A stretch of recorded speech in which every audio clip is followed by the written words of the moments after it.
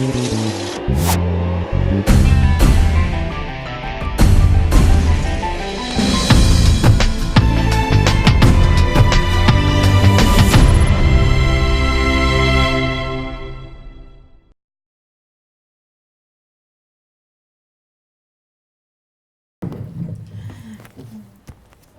فيه أي أسئلة or comment أو إضافات بأي لغة because Dr. Zahia is يعني بالعربي، حتى بالعربي يمكن ترجمة لو يعاوني شيء إن شاء الله واللهجة التونسية. Just one question. Are you the first woman to think about this subject in history of Islamic studies? No. No, and I will elaborate. Yes. Because now I work with more women who are trying to bring about change on the ground. I think more about how to form collectives.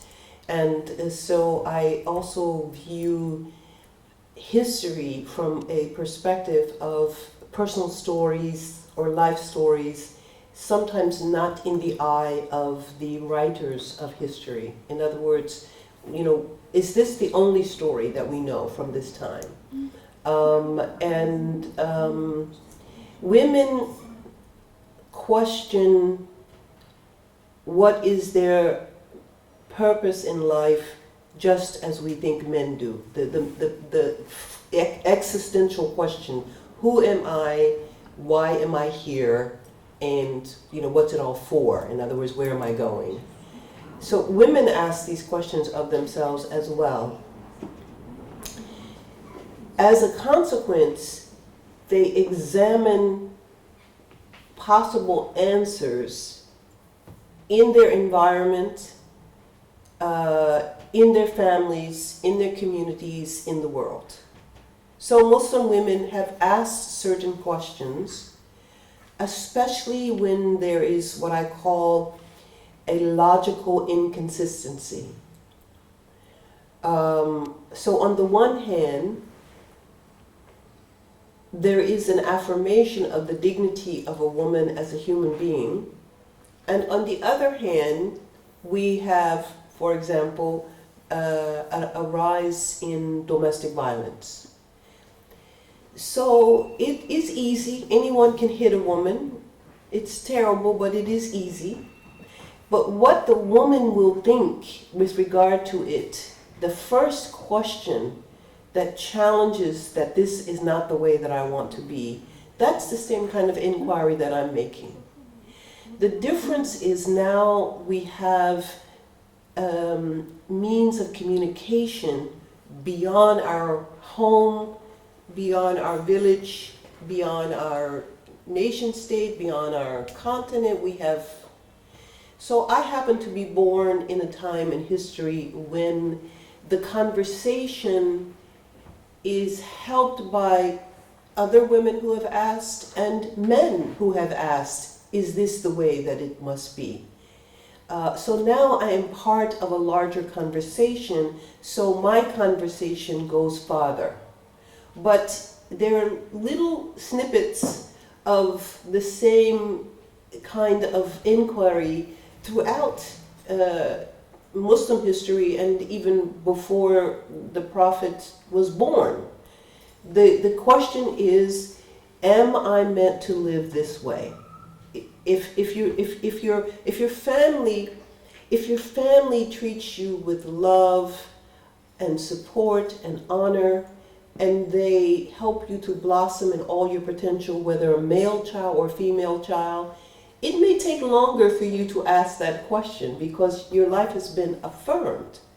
But unfortunately, patriarchy, which knows no boundaries for religion or class or continent or race or language, etc., patriarchy has taught both our male children and our female children that there is value in your gender, that is not equal.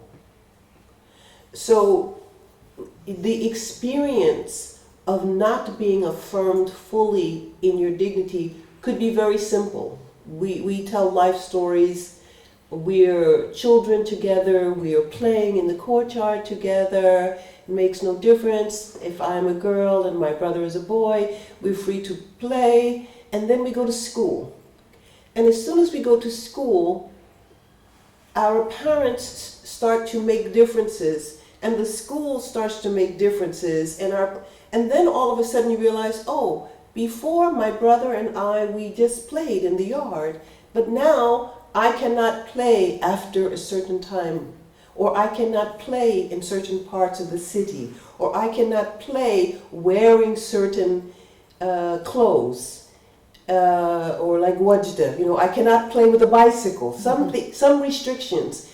And you don't know why, but you know fundamentally that this is the same brother that I was playing with before, and it's okay for him to ride a bicycle. Why is it not okay for me? So as soon as the question occurs, it is the beginning of the same kinds of questions that I'm still trying to answer now.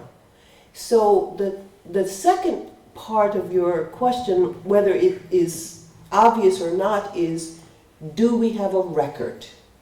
Do we have a record? In other words, if women and girls ask these questions and even sought and even found answers, is there a record? Can we go, can we trace it?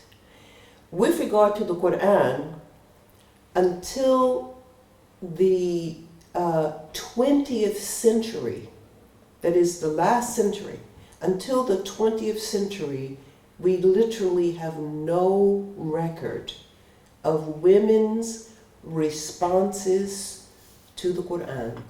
Not even like a personal journal, let alone they wrote volumes and volumes and volumes of tafsir. So that means that for 13 centuries, how we think about the Quran was filtered only through how men thought about the Quran. But the Quran is not only for men. So when I began to do my work, I wasn't aware of this. Now I say this as a point of history. I simply did not know that I should make a distinction between myself as a woman and a man when we go to read the Quran with faith and with love. No one told me this. So I read with faith and love, and being, an educated person and still in the university, I decided to focus my study on it. And as I focused my study, I found that people talked about the Quran all across history, but no one said, what did women say when they read the Quran? Only the men have a record. So that means that our entire history does not support the reality that I'm trying to say with your question. The reality is that women have brains, women have bodies, women have souls. Of course they have questions. And of course they try to find answers to those questions. But we do not have the same record. And because we don't have the same record, it is as if they did not do it. But that is not the reality. It is the consequence of the entire system.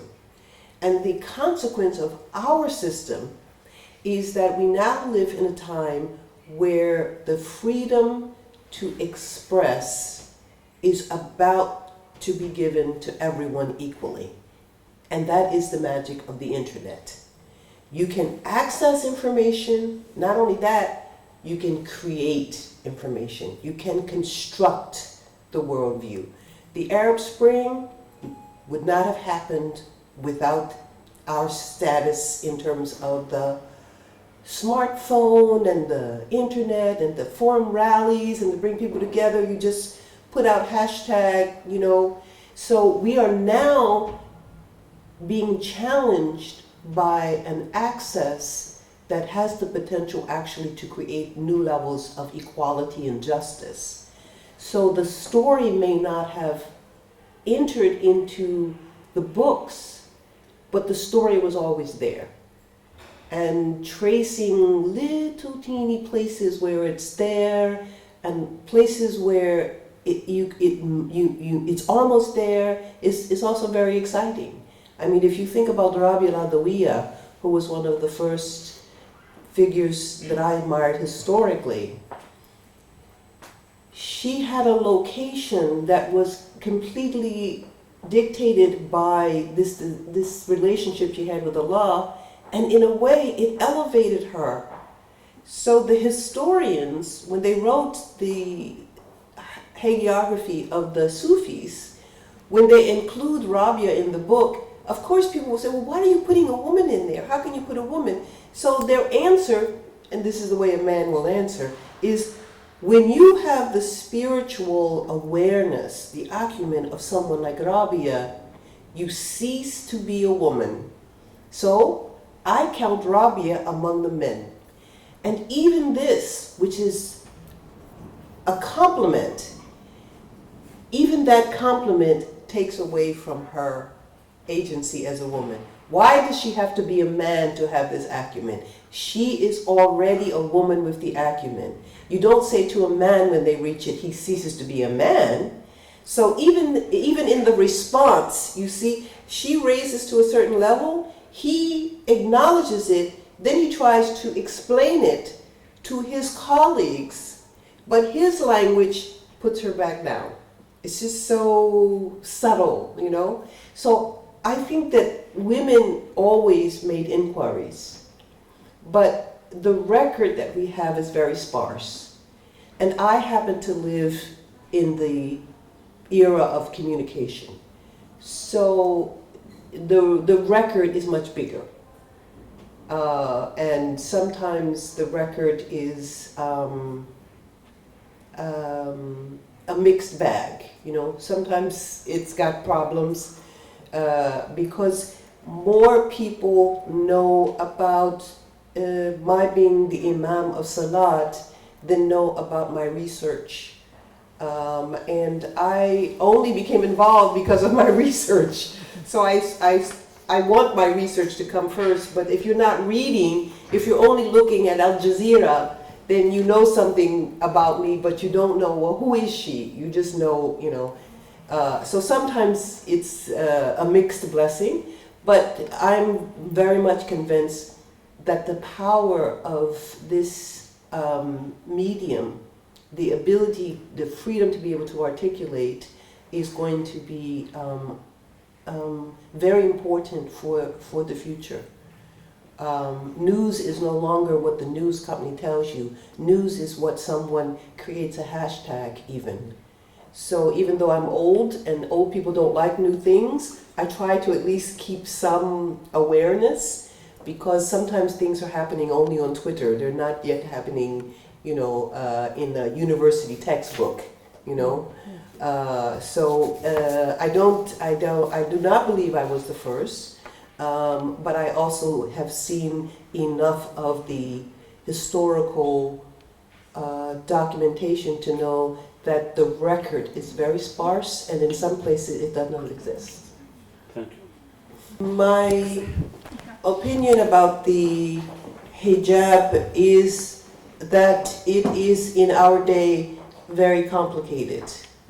It is not one, and it is neither one nor the other. It is both, and it will continue to be both, because the agency of the women is different. So I personally do not believe it is a religious requirement, but I know women who do. And if I am working on how to build better schools for our children, and a woman who believes that the hijab is a religious requirement is working to build better schools for our children, then I want to work with her on better schools for our children. I do not want to make her opinion my opinion about hijab. So, but the problem, as you know, is that it has become a dividing point. I have been myself by choice in hijab because my ancestors were slaves. So when they came to the Americas, they stripped women naked, even Muslim women, to sell them. So I covered my hair before I was Muslim. So for me, I choose how much I will wear, and I also choose when I take it off, because I do not always wear. So, but now I choose. But after the history of my own personal Islam, then I have seen how other people respond. And as an activist and a scholar, I have been at places 20 years ago wearing hijab where some women, even Muslim women, would not sit with me, would not talk with me.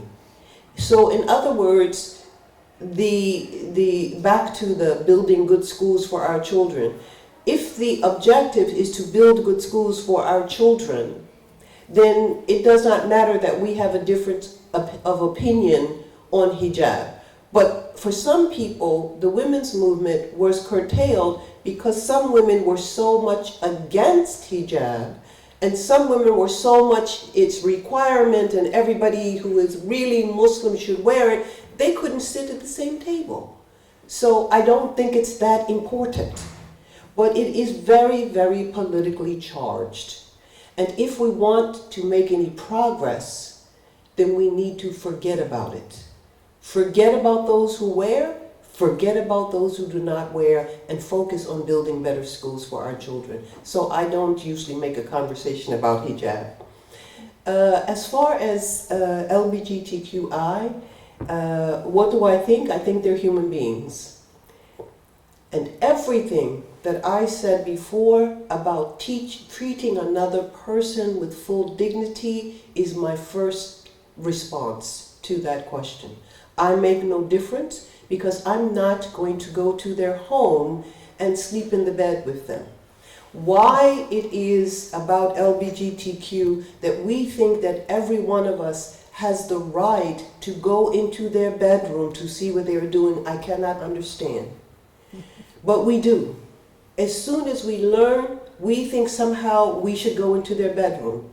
But if, again, we are building better schools for our children, what you do in your bedroom will not come into that school. So at certain places, it does not matter.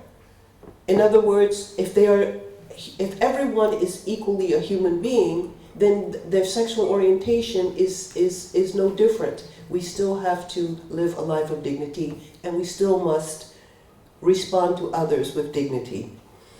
And the reason I say it that way is because of your question about the Arab feminist movement, particularly in terms of the marriage.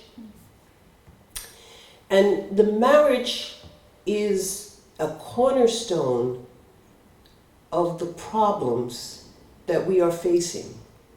Not because marriage is a problem, but because the way the institution is now operating is difficult to examine and difficult to make better, to make it the way in which human beings relate to each other intimately, sexually, and at the same time try to live a life of dignity, and also to grant that dignity to other people. Our marriage institution reinforces the hegemony. And if you are the average woman, you want to be in a married relationship. Who doesn't enjoy sex? So you will go to this institution with all of its problems as a way to hopefully make it better. But we have a lot of work to do. We fundamentally have lost something in the way in which we do marriage, and we don't know how to fix it. So we try, sort of, what do they call it? The multi-front approach. We try to approach it from many different angles. If you critique it like I just did, people will say that I'm against marriage. I'm not at all against marriage. I've been married twice, and if I find another partner, I will marry a third time. Have no problem with marriage. And I have no problem with family. I have 5 children and I have 5.5 grandchildren, 1 on the way. So I have no problem with how we organize for family. But the cornerstone of the problem in gender relations is in the way in which we have adjudicated marriage and the way in which we are culturally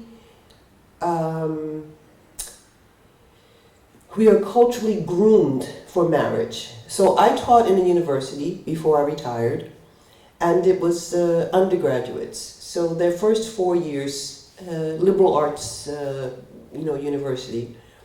The girls come in, especially the Muslim girls. The girls come in and they're on par with the boy students, right? Like the 2 children in the courtyard. They're just children playing. They don't know for anything. The girls come in, the boys come in, the professor gives an assignment, and the professor has certain expectations. The girls and the boys are not neck and neck. Actually, the girls are slightly better the first year. The second year, the girls start to become more silent. Their work level is still very good, but they start to not be as enthusiastic. And by the third year, many girls, you don't hear from them at all. They were the same person that came in, and all of a sudden why? Because that's the prime age for thinking about marriage. And they look out in the terrain, and they look at their parents, and they look at their community, and they do not find a model that fits who they are, and yet they want to be married, they want to be in this, loving kind of relationship. So they think they must sacrifice parts of themselves in order to fit in. I've seen this every year. And it took me some time before I understood, why do they enter the university and everyone is doing their best and it's exciting, and in fact the girls are excelling, and why by the third year have the girls become, I couldn't understand it. But then I thought about, the expectation. And even at the later year. So I'm going to be 65. I'm not married. I'm not opposed to marriage. I would marry if I found a partner. But most people laugh if I say that, because the expectation is you had your marriage. You're not supposed. So our notion of marriage is fixed into categories that are not beneficial for our well-being. As far as the Arab feminist movement, let me say I'm not a historian, I'm not a social scientist, I'm not an anthropologist, so I don't know as well any particular movement, but I have worked with feminists of our time, be they Muslim or not Muslim, be they Arab or Malaysian or American. I have interacted, and I continue to contribute to Islamic feminism. And my recommendation for the Arab feminist movement is focus on your capacity to contribute to the well-being of others the same as you would like for yourself. Because the issues are very, very strong. And if the issues are not your first focus, then you don't even call yourself a feminist. You just say, I want to do this, or don't even use feminist. Because if, as a feminist, you haven't understood from the history of the marginalization of women, that the last thing you should do, the very last you should ever do, is to perpetuate against another what you have said you want most for yourself. So I still see that the Arab feminist movement is very divided. And it's not going to help us. We need to work out our ego issues so we can focus on building a better school for our children, or a better university, or greater access to economic resources, or more equal political power. We cannot focus on the issues when we let this divide. Who wears hijab, who doesn't wear hijab, who says Allah before they speak. This kind of issue, in my experience as a Muslim, I see it more among the Arab feminists than I have seen it among any other race or ethnic group of Muslims. To go to some place like Malaysia and Indonesia, women with hijab and without hijab, they're all working for the same cause. There's never a conversation that says, you have hijab, so you are less than me. You do not have hijab, so you are less. That doesn't happen. Instead, they focus on the issues. So if you want a powerful experience of Islamic feminism, go to Malaysia and Indonesia. So it's happening on the ground. So it is not impossible for it to happen in the Arab world, provided we get over our class issues, our language issues. You have Arabic, you have dialects, then you have French, and you have English, and you have all these mixtures with the language. And even by language, people will make divides. So we need to focus on, who do you think you are as a feminist before you contribute to a movement that will challenge an institution as sticky or as thorny or as problematic as the institution of marriage in the context of Muslims in the MENA region. So Middle East, North Africa really have issues that we want to address, but we cannot address them with the same ego. We need a new ego. So, you know, the opportunity to be able to look, and yet the history of the Arab women's movement is much stronger than the history of any other Muslim women's movement. The Arab Muslim woman is the leader in women's movements, and look where they are. They're still talking about hijab and no hijab. I mean, I don't know why we want to, why? Why is that going to make a better university or give us better access to medicine? It's not, but that's what we're focused on. And if the problem comes up in today's terms, I can almost bet you it's going to be an Arab Muslim woman. And that's really unfortunate, because you started Muslim women's movement. Historically, before other Muslims, Malaysia, Indonesia, they were just happy in the grass paddies, you know, or the rice paddies, you know, beautiful, everything is green and life is so lush. They were just, so when they started their women's movement, it was after Arab women. But guess what? They went forward without the requirement that each of us should look like each other, and we should only address what the other one wants to address. People say to me, because I'm from the United States, not people, one person. Because I'm from the United States and I write about gender and I write about sexuality, because I do not, every time I write, critique the US, that somehow I'm an imperialist. I thought, you cannot be black in America and be an imperialist. I mean, my history has always been in opposition to mainstream US policy. I do not speak the name of our current president because he's that bad. So I'm not, but if I do not do this, then someone wants to critique me, because if you are outside the US, you must start with that critique. Can I be in the US and not agree with American policy? Yes, I don't agree. So, but someone wants to find some way to bring down what I'm doing because it does not also do as much anti-imperialist, you know, anti-colonialism as they may want to do. Fine, we can do things together, but I want to focus on gender, spirituality, and human dignity. I have my areas of focus. So when we are trying to move forward, we need to watch that it serves the opposition for us to find opposition within us. Because if we divide ourselves, we are not as strong. And as women, we are literally half the population. But because we cannot agree on how to go forward, we are still held back.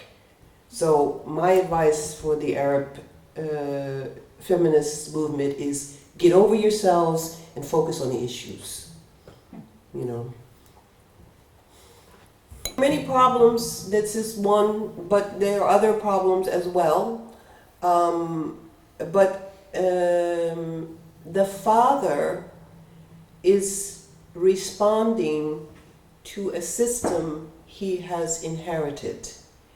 And that's why we need to go back. We need to trace back our history, and then we need to elevate the father as well as the daughter. Okay? So it is not enough. It is not enough that the girl will choose when the father cannot.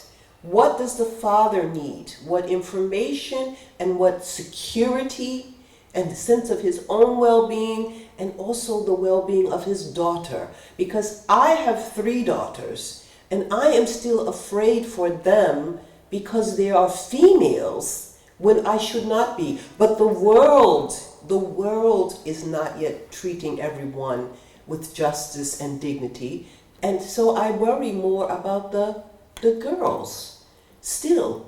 So it's because we need, what we need is not just for the girl, it's also for the fathers. You know, and if the world becomes a safe place for everyone, and let's think, okay? In other words, I will not see it, but I must think it. I must think of a goal that is so far in advance, then every day I have something to work towards. But I want it to be that fathers feel comfortable, and that mothers feel comfortable, and that girls feel comfortable, and that each one is able to do their best with their insaniya, you know, your basic humanity. But we don't live in that world. So if we want to address the girl, we have to also address the father. That's all. I mean, either we all make it or we don't. There's 2 things going on, and you did catch one of them, and one of them was you're okay in your family, so your friends, you know, they're not as important. But actually, the friends are also a part of the problem. So next time, say, you know what, we shall have a small meeting and bring your friends. Allow the other girls to also talk about, and you will find that they are also more than likely experiencing pressure from someone else. Their future husband, their brother, their parents. And when one girl in the group decides that she's going to do something different, they do the same thing. They try to protect. But the conversation is not just for the one girl. The conversation is for all of them. Yes. To have a place where you might freely discuss this. This is something that we must learn to make available to anyone that we hope that will learn. If our learning environments are rigid, then the students we produce will be rigid.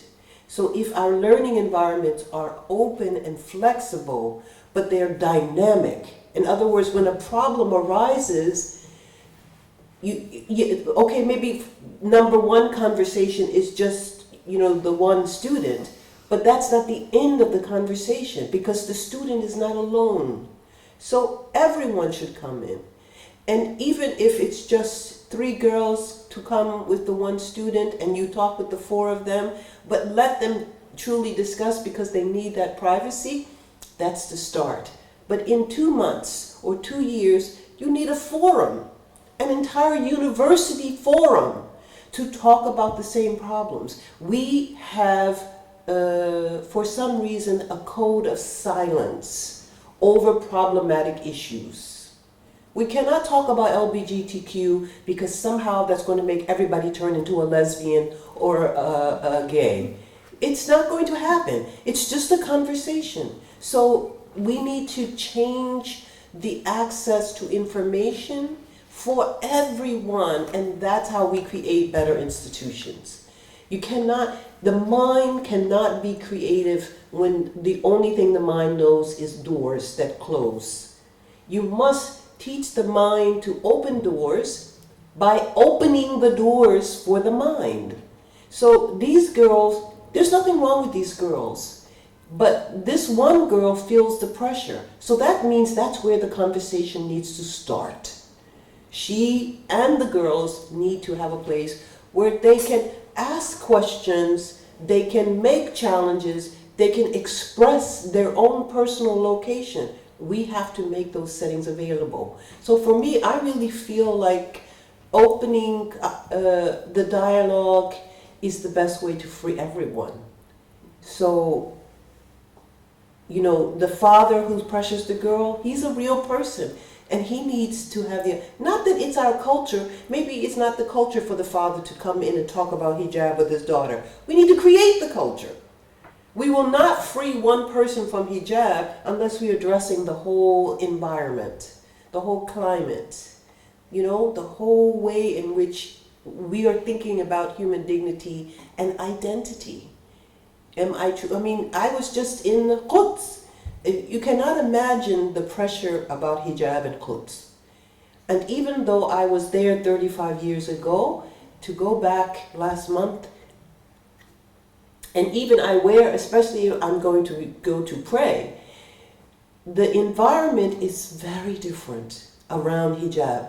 And why? Not just because they're Muslim, but because of the conflict. And who controls the identity of what it means to be Palestinian? So the Palestinian Muslim woman must be in hijab. That's her identity. And if she's not Palestinian. So when you are not wearing it, you have to struggle extra hard. But it doesn't matter. The hijab is not what makes you Palestinian. But that's why I say the hijab is so complicated, because there is never one place where only one thing is at stake. It is not, is it religion or personal choice? Yarit, I wish that was all that there was. It is politics, family, culture, class.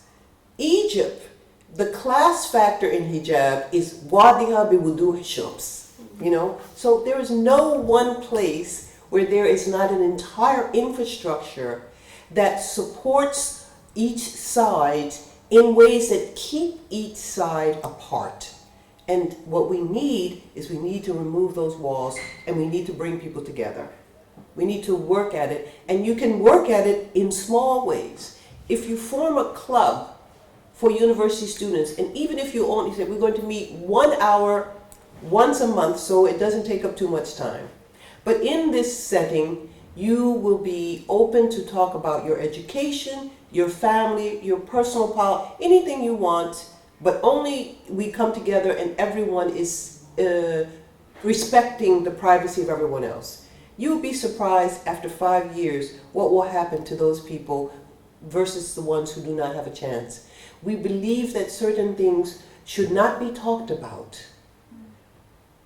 So as a consequence, people are, remember the ways of knowing, they're silenced. They are made to be silent, and it's not helpful. It's not helping anybody. And we need to find creative ways to open up to the voice, to allow people to speak, to allow the experiences to be validated. Trust me, in America, we have so much of this validation. Sometimes you go and all people do is talk about, it's like, okay, there's too much now, let's go on to something else. So we finished with that part.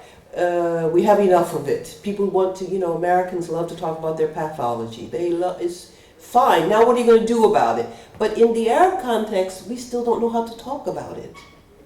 And so we need to create small settings where we make it possible to talk about it. I mean, I work with queer Muslims, LGBTQI Muslims for the last almost 15 years. And the number one thing that is there is they cannot speak on what is happening to them. They cannot speak on it. So to give them a place where they can speak on it means they can think about how do I reconcile my own problems with my identity before I can have a healthy karama life? So we just have to create places where they can be open to speak. And then they become community activists. We are not satisfied to just have them speak. We want them to be responsible in the community. But the number one door is the door where they have a chance to speak. So culturally, we sometimes make it very difficult for certain conversations. And why is the university not the home for more conversation? Maybe because we have so many students, so many exams, whatever, we're so busy. But the quality of the education is enhanced by the quality of the karama of each person, student and teacher, student and professor. So I just see it as a cultural problem, you know. It doesn't exist. In Indonesia, I went to a shop, just a little shop. There were two ladies working. One lady was in hijab, and one lady was wearing short sleeves and a skirt at her knee. And as I'm walking in the mall, the adhan comes, and the girl with the short sleeves and the skirt to her knee, she pulls out the prayer rug. She puts on her, you know, in Indonesia they wear this fancy little thing. I wear it myself because it has long sleeves. It's very convenient. She makes her salat right there behind the cash register. When it's over, she gets up, she folds it up, she goes back talking to the girl in hijab. It made my mind, in my mind, oh, the one in hijab is religious, and the one without hijab is not. And as soon as I saw it, I thought, this is a lesson for my mind, because these two girls, they have no problem.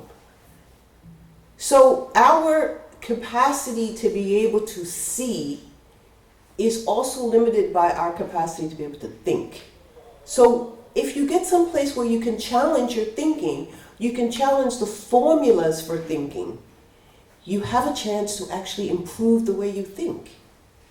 And then you can think better. And trust me, we live in a time where, you know, our technology and even our medicine, you know, the technology in medicine proves to me that the future will be very different from the present.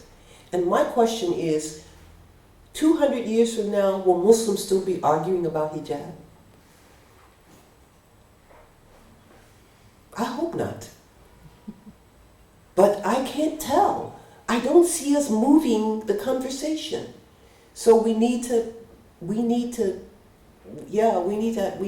open up a little bit more, and we need to stop believing that somehow the world will be better for me if it is not also better for the one who does something totally different from me, as long as it's with karama. I still have a condition, an ethical condition of dignity. So if dignity is with hijab, if dignity is not with hijab, let's work. You know, I don't like, you know, no akhlaq. I have a limit. But the limit is not hijab or no hijab, salat or no salat, Muslim or not Muslim, queer or straight, that's not it.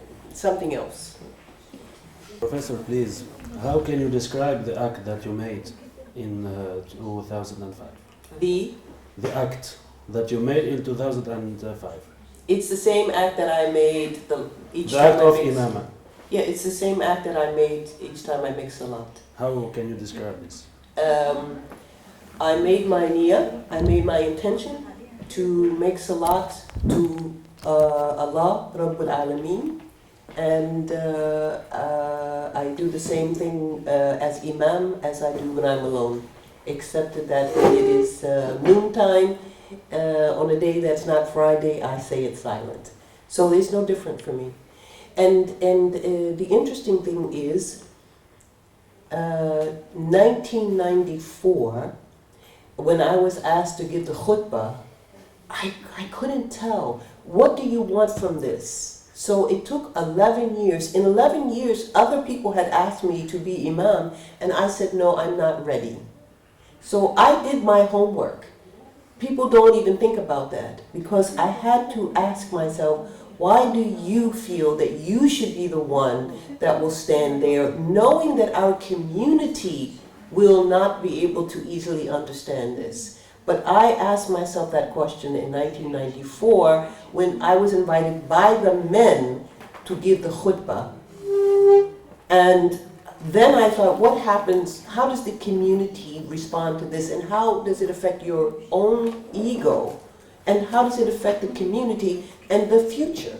And it's been 11 years, and now I know the effect on the future is much better than my own fear to do it, because how will people approve or not approve? Because I'm a human, of course I worried about that. So for 11 years, I let that be the determining factor. But at the time that I accepted, I had been working on the Tawhidic paradigm for a number of years, and I really understood that between each person and Allah, there is nothing. There are no lines, there are no masjids. And because of it, it doesn't matter. And to demonstrate to other people that it doesn't matter, I will stand in the front. But I'm not making a difference to Allah. Between me and Allah, one salat is the same as another salat is another salat. But between me and the community, I had issues. So I had to deal with those issues. But I had to deal with those issues by myself. I couldn't blame on the community. So by the time I stood there, I was very clear. And that's one reason why when the other people want to make a big thing, I said, look, I do not give television interviews before or after I pray. So I'm not going to do that here. I'm not going to treat this as if it is some special prayer. It's not. In order to make it normal, I had to work first on myself. So I literally do not feel like I am more Muslim after this salat than I was before. No. I am less Muslim. No. But that was work I had to do on me. And so when you ask me, then I can tell you, there's absolutely no difference between that salat and any other salat. My salat in Quds. Although in Quds, somebody did tell me a few of my hairs were... I had like this, and a little, and I looked back and the lady said, you need to cover your hair. And I thought, when will you ask me, where is Allah in my heart when I pray? Why is this the focus and not my heart?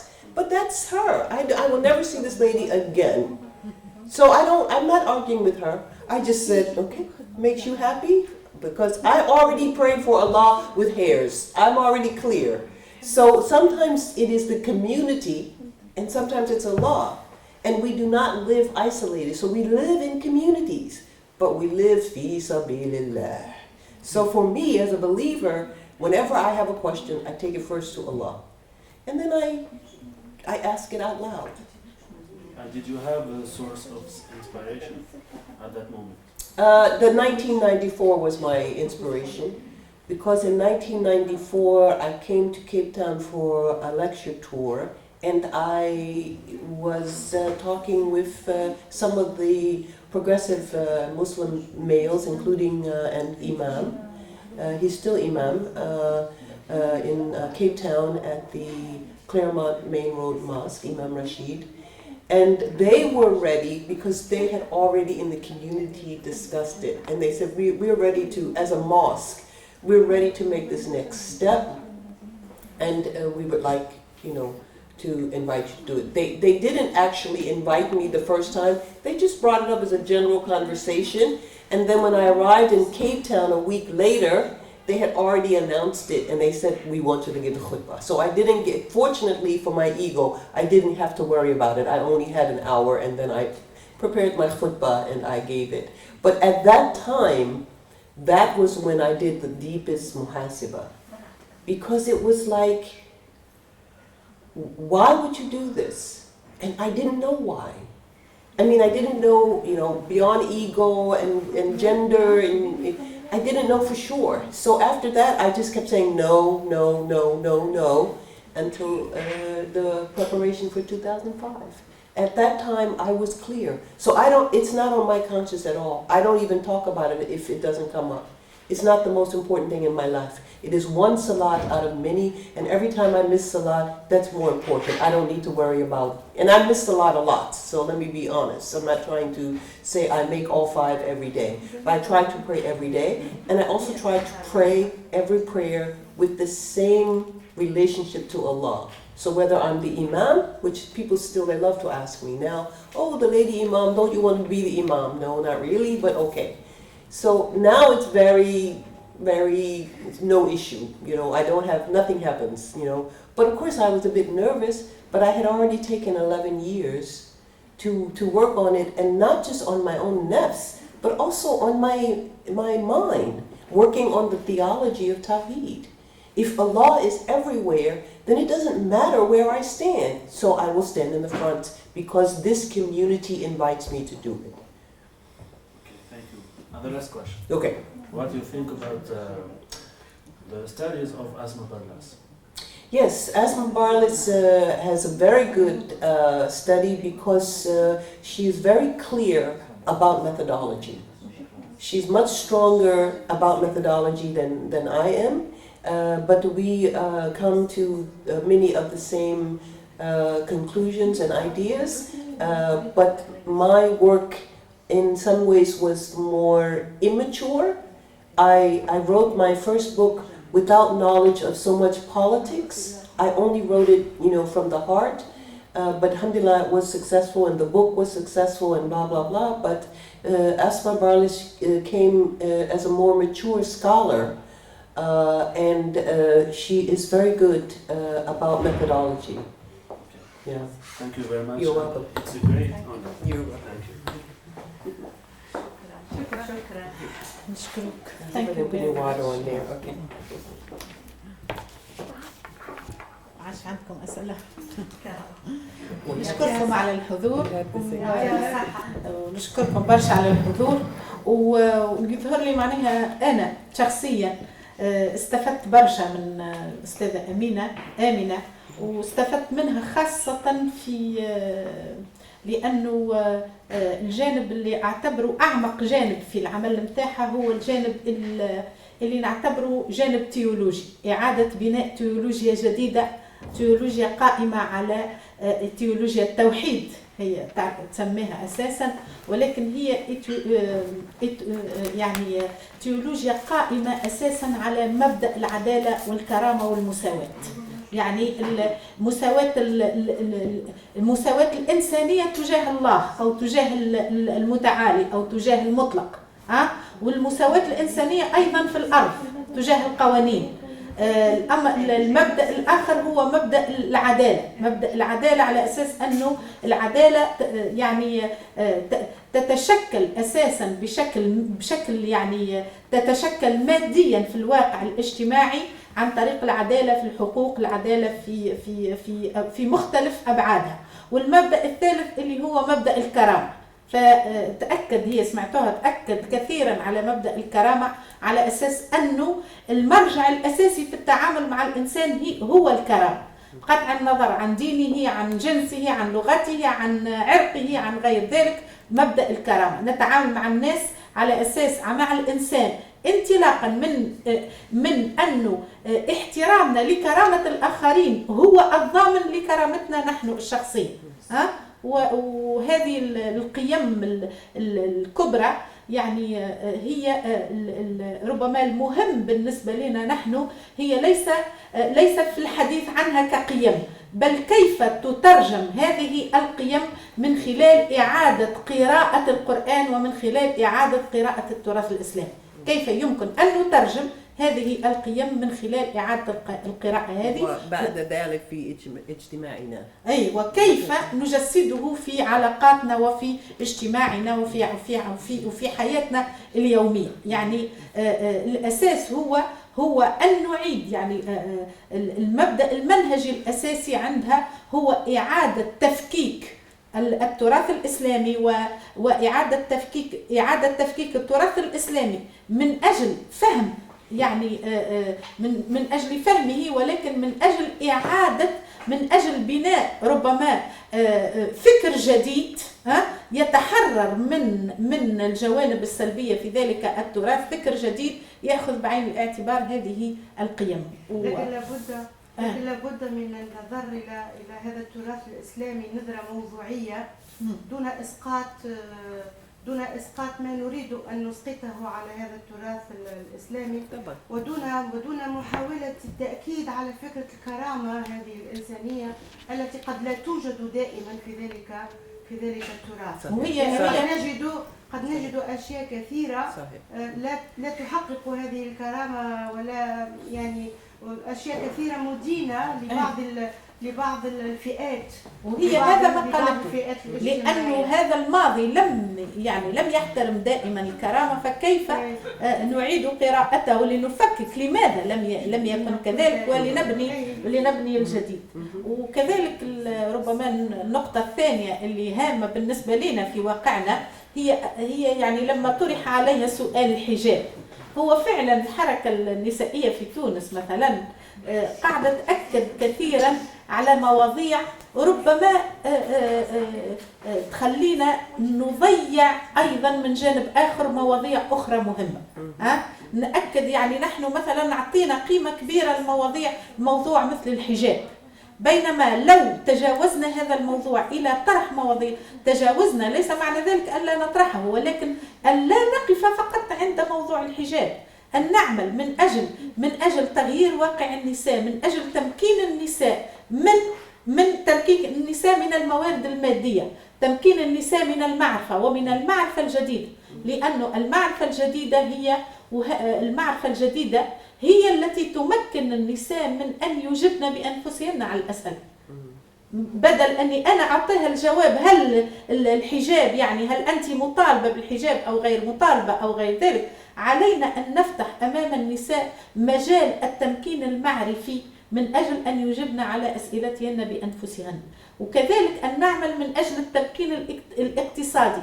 هذا علاش تقول الأستاذة يعني خلينا نتحدث على أن نبني مدرسة جيدة الأبناء بدل أن نتحدث عن لأنه لما نلتقي على بناء مدرسة جيدة نحن نضع القواعد التي تمكن أبنائنا ربما مستقبلا من أنهم هم يجيبوا بأنفسهم على هذه الأسئلة، أنهم هم تصبح عندهم القدرة على أن يقدموا أجوبتهم الخاصة، وعلى أن يأخذوا بعين الاعتبار السياقات التي يعيشون فيها، واللي هي مختلفة أكيد عن السياقات التي عاش فيها آباؤنا أو التي نعيش فيها نحن اليوم.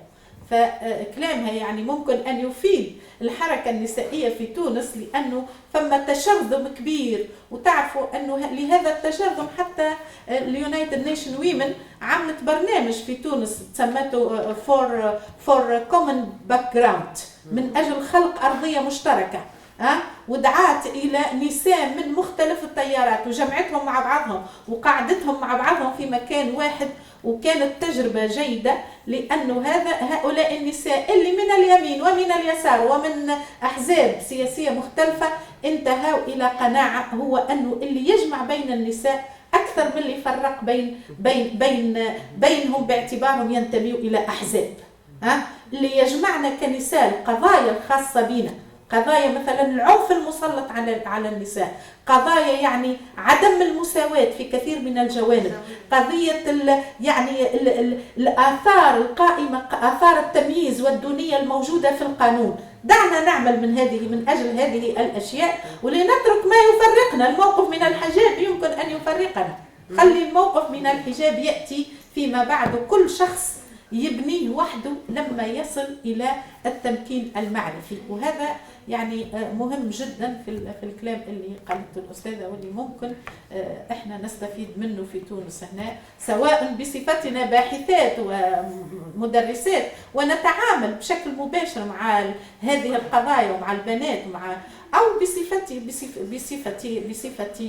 ربما ناشطات في مجتمع أو في الحركة النسوية أو غير ذلك. فنشكر شكرا جزيلا.